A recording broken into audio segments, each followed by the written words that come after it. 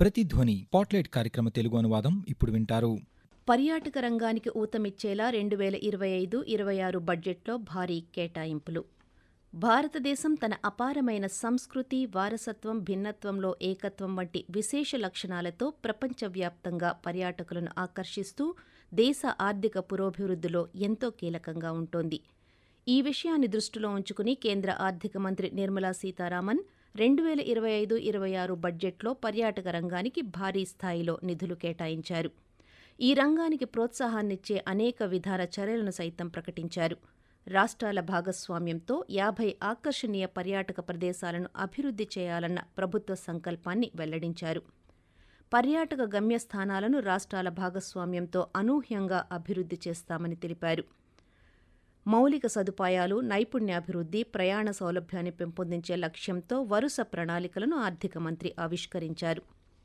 పర్యాటక మౌలిక సదుపాయాలను మెరుగుపరచడం, దేశీయ అంతర్జాతీయ ప్రయాణాలను ప్రోత్సహించడం, పర్యాటకుల భద్రత, ముఖ్యంగా మహిళల భద్రతపై దృష్టి సారించి 2025-26 ఆర్థిక సంవత్సరానికి పర్యాటక మంత్రిత్వ శాఖకు బడ్జెట్లో 2,541.06 కోట్ల రూపాయలు కేటాయించారు. వరుసగా 8వసారి కేంద్ర బడ్జెట్ ప్రవేశపెట్టిన నిర్మలా సీతారామన్ ముద్రా రుణాలను విస్తరించడం ద్వారా ప్రభుత్వ హోంస్టేలను ప్రోత్సహిస్తుందని, పర్యాటక ప్రదేశాలకు కనెక్టివిటీని మెరుగుపరుస్తుందని తెలిపారు. మౌలిక సదుపాయాల కల్పనకు అవసరమైన భూమిని అందించే బాధ్యత రాష్ట్ర ప్రభుత్వాలదే అని స్పష్టం చేశారు. ఆతిథ్య నిర్వహణ సంస్థలతో సహా దేశంలోని యువత కోసం విస్తృతంగా నైపుణ్య అభివృద్ధి కార్యక్రమాలను నిర్వహిస్తామన్నారు. పర్యాటక సౌకర్యాలు, పరిశుభ్రత, మార్కెటింగ్ ప్రయత్నాలను నిర్వహించడం వంటి ప్రభావవంతమైన గమ్యస్థాన నిర్వహణను ప్రదర్శించే రాష్ట్రాలకు పనితీరు సంబంధిత ప్రోత్సాహకాలు అందిస్తామని ఆర్థిక మంత్రి తెలిపారు. అంతర్జాతీయ సందర్శకులను ఆకర్షించడానికి ఎంపిక చేసిన పర్యాటక సమూహాలకు క్రమబద్ధీకరించబడిన వీసా సౌకర్యాలు, వీసా రుసుము మినహాయింపులను కూడా ప్రవేశపెట్టాలని కేంద్ర ప్రభుత్వం నిర్ణయించింది. గత సంవత్సరం జులై బడ్జెట్లో నిర్దేశించిన ఆధ్యాత్మిక వారసత్వ పర్యాటకంపై దృష్టిని సారిస్తూ గౌతమ బుద్ధుని జీవితంతో ముడిపడి ఉన్న ప్రదేశాల కోసం ప్రత్యేక చర్యలను తాజా బడ్జెట్లో ప్రస్తావించారు.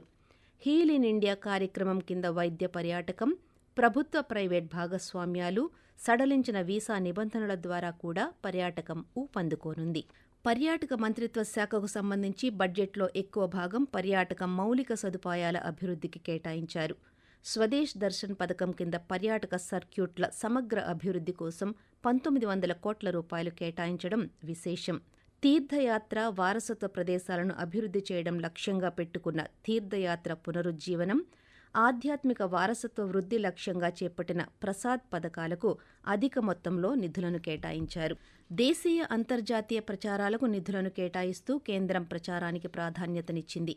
ఈశాన్య ప్రాంతం, జమ్మూ కాశ్మీర్పై ప్రత్యేక దృష్టి సారించి భారతదేశంలోని విభిన్న పర్యాటక ప్రదేశాలను ప్రోత్సహించడానికి ప్రయత్నాలు ముమ్మరం చేయాలని నిర్ణయించింది. హునర్ సే రోజ్గార్ తక్ వంటి కార్యక్రమాలు ముఖ్యంగా వెనుకబడిన నేపథ్యాల నుంచి వచ్చిన యువతకు పర్యాటక రంగం అవసరాలను తీర్చే విధంగా శిక్షణ ఇవ్వడం లక్ష్యంగా పెట్టుకున్నాయి. మరోవైపు మహిళా పర్యాటకుల భద్రత కోసం నిర్భయ నిధి ద్వారా నిధులు సమకూర్చేలా మహిళలకు సేఫ్ టూరిస్ట్ డెస్టినేషన్ పథకాన్ని ప్రవేశపెట్టింది. తాజా బడ్జెట్లో India tourism development corporation (ITDC), Kumarakom frontier hotels private limited వంటి ప్రభుత్వ సంస్థలలో వరుసగా 70.42 కోట్లు, 10 కోట్ల రూపాయల కేటాయింపులు చేశారు. అదనంగా ఈశాన్య ప్రాంతాన్ని ప్రధాన పర్యాటక గమ్యస్థానంగా ప్రోత్సహించడానికి ఇక్కడ మౌలిక పర్యాటక సదుపాయాల కల్పనకు 240 కోట్ల రూపాయలు కేటాయించారు.